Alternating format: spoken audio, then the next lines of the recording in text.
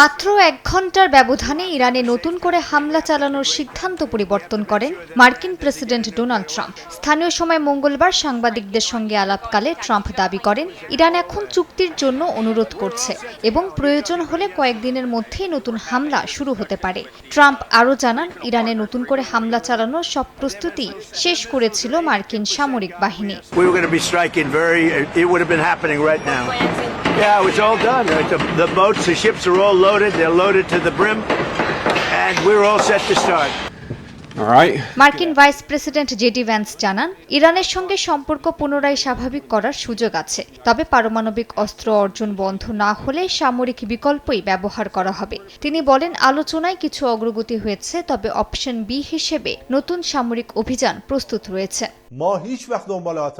কঠোর প্রতিক্রিয়া এসেছে ইরানের পক্ষ থেকেও। দেশটির জাতীয় নিরাপত্তা কমিটির প্রধান ইব্রাহিম আজিজি বলেন ট্রাম্প জানেন ইরানের বিরুদ্ধে যে কোনো পদক্ষেপের জবাব কঠোর হবে, কারণ দেশটি ঐক্যবদ্ধভাবে প্রতিরোধে প্রস্তুত রয়েছে।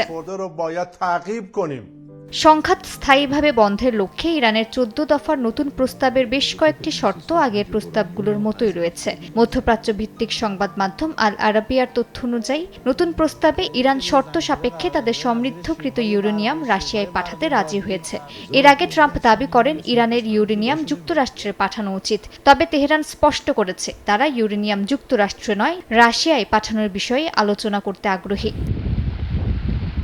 যুক্তরাষ্ট্রের সেন্ট্রাল কমান্ড জানিয়েছে ইরানের বন্দরে বাণিজ্যিক প্রবাহ বন্ধ করতে এখন পর্যন্ত 89টি বাণিজ্যিক জাহাজকে ফেরত পাঠানো হয়েছে।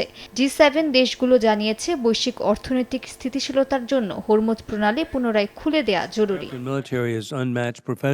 ইরানের মিনাব এলাকায় একটি মেয়েদের স্কুলে বিস্ফোরণ নিয়ে যুক্তরাষ্ট্রের তদন্ত জটিল হয়ে পড়েছে বলে দাবি করেছেন মার্কিন সেন্ট্রাল কমান্ড প্রধান অ্যাডমিরাল ব্র্যাড কুপার। কারণ ওই স্কুলটি ইরানি রেভলিউশনারি গার্ড বাহিনীর একটি সক্রিয় ক্রুজ মিসাইল ঘাঁটির ভেতরে অবস্থিত ছিল বলে তিনি দাবি করেন। মালিহা সুহরওয়ার্দী, সময় সংবাদ।